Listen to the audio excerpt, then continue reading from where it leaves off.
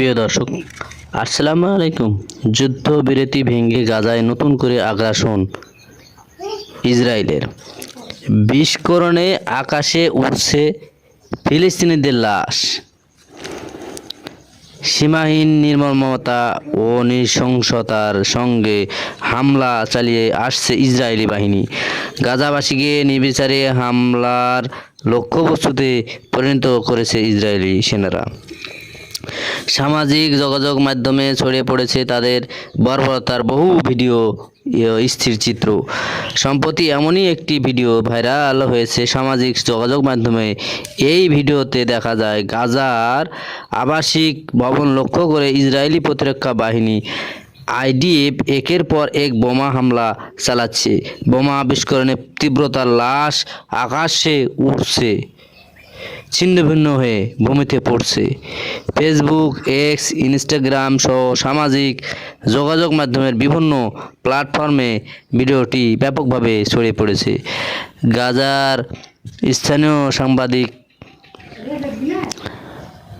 মোস্তফা আহমদ দালালুল ভিডিওটি শেয়ার করে তার এক্স পোস্টে লিখেছেন, ইসরায়েলি দখলদারদের ব্যবহৃত আমেরিকান রকেট শিশুদের আত্মা ও দেহ দুটোকেই আসমানে পাঠিয়ে দিচ্ছে। এদিকে শনিবার ভোর থেকে স্থানীয় সময় দুপুর 3টা পর্যন্ত গাজায় ইসরায়েলি হামলায় অন্তত 21 ফিলিস্তিনি নিহতের খবর জানিয়েছে আল জাজিরা সংবাদ সংস্থা। ফিলিস্তিনি স্বাস্থ্য মন্ত্রণালয় শনিবার তাদের নিয়মিত ব্রিফিংয়ে জানিয়েছে, গাজায় চলমান আগ্রাসনের শেষে 24 ঘন্টায় 60 ফিলিস্তিনি নিহত হয়েছেন। আহত হয়েছেন আরও 162 জন। এ নিয়ে 18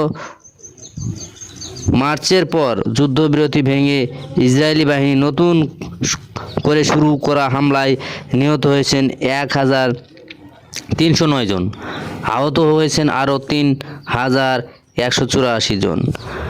সব মিলিয়ে 19 মাসে আগ্রাসনে গাজায় নিহত হয়েছেন প্রায় 50,669 জন ফিলিস্তিনি, আহত হয়েছেন 1,15,225 জন।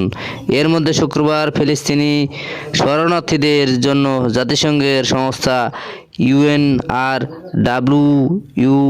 এর প্রধান ফিলিপ লাজারিনি এক বিবৃতিতে জানিয়েছেন, গাজার 18 মার্চের পর নতুন করে শুরু হওয়া ইসরায়েলি আগ্রাসনে প্রতিদিন অন্তত 100 শিশু হতাহত হয়েছে।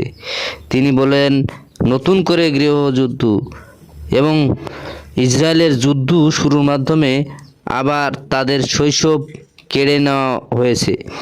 গাজা শিশুদের ভূমি নয়, এ যুদ্ধ এমনটাই প্রমাণ করেছে। লাজারিনি বলেন, আমাদের সম্মিলিত মানবতায় এটি কলঙ্কের দাগ। কোনো অবস্থাতেই শিশুদের হত্যাকাণ্ডকে সমর্থন করা যায় না।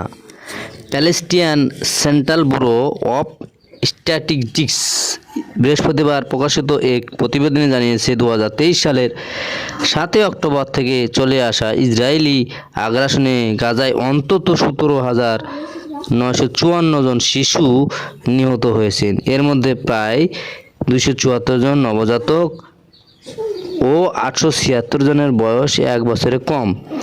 গাজার পাশাপাশি অবরুদ্ধ ফিলিস্তিনি ভূখণ্ড পশ্চিম তীরেও বর্বরতা চালাচ্ছে ইসরায়েলি সেনারা। ফিলিস্তিনিদের লক্ষ্য করে নির্বিচারে গ্রেপ্তার চালাচ্ছে তারা।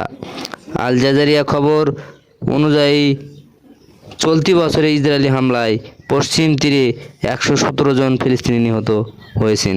ফিলিস্তিনি জুড়ে ইসরায়েলি বাহিনীর এ বর্বরতার মধ্যে তেল আবিবের কাছে 20,000 অ্যাসলট রাইফেল পাঠাচ্ছে ওয়াশিংটন। শুক্রবার রয়টার্সে প্রকাশিত এক প্রতিবেদনে এই তথ্য জানানো হয়।